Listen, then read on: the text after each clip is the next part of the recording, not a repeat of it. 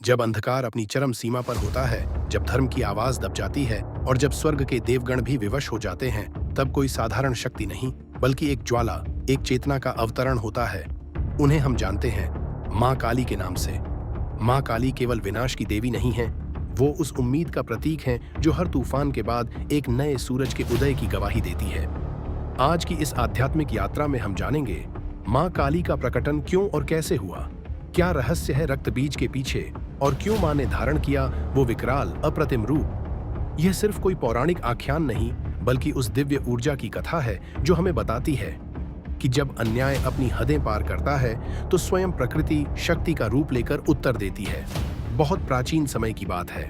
रंभ नामक एक असुर जिसने कठोर तप से शक्ति अर्जित की थी, उसने जल की कन्या से विवाह किया जो सागर की बेटी थी, शीतल, कोमल और शांति की प्रतिमूर्ति।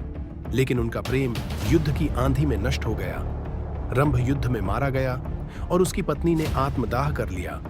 दोनों के असमाप्त प्रेम और अग्निजल के समागम से जन्म लिए दो महाशक्तिशाली असुर, महिषासुर और रक्तबीज।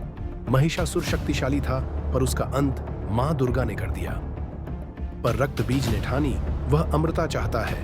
उसने ब्रह्मा की तपस्या की और वरदान मांगा कि उसके रक्त की हर बूंद से एक नया रक्तबीज जन्म लेगा। ब्रह्मा ने चेताया, फिर भी कहा तथास्तु। अब रक्तबीज अजेय हो गया था।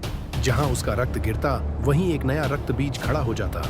फिर एक दिन वह शामिल हुआ शुंभ और निशुंभ की सेना में, जिन्हें एक नारी के अलावा कोई नहीं मार सकता था। जब देवता हारते रहे तो वे पहुंचे कैलाश, पर शिव ध्यान में लीन थे। मां पार्वती ने देवताओं को धैर्य बंधाया, पर तभी दो असुर छंड और मुंड कैलाश पर आए और मां को जबरन अपने स्वामी के लिए ले जाने का दुस्साहस किया। मां पार्वती का रूप बदल गया।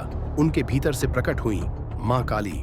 उनकी जटाओं से अंधकार बरसा, नेत्रों से अग्नि और उनके हाथों में था संहार का नृत्य। छंड और मुंड का अंत हुआ, पर युद्ध तो अभी बाकी था। रक्तबीज अब मैदान में था। जब मां काली ने उसका सिर काटा तो हर रक्त की बूंद से एक नया दैत्य जन्म लेने लगा।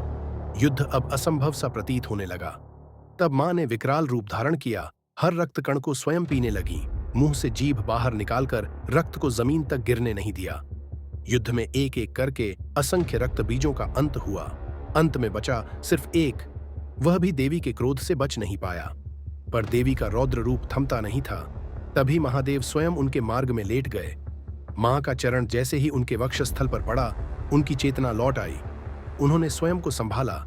फिर देवी हिमालय की एकांत गुफा में तप में लीन हो गईं। उनकी उस अग्नि से जन्मी देवी कौशिकी, जो शांति और शक्ति का संतुलन थी। यह सिर्फ विनाश की नहीं, चेतना की कथा है। यह मां की उस ऊर्जा की कहानी है जो तब तक सहती है जब तक धर्म सुरक्षित रहता है, पर जब मां उठती हैं तो सृष्टि कांप जाती है। अगर मां काली की यह रहस्यमयी और प्रेरणादायक कथा आपको पसंद आई तो इस वीडियो को लाइक करें, शेयर करें और ऐसे ही दिव्य अनुभवों के लिए हमारे चैनल देव गाथा को सब्सक्राइब करें। जय मां काली। हर हर महादेव।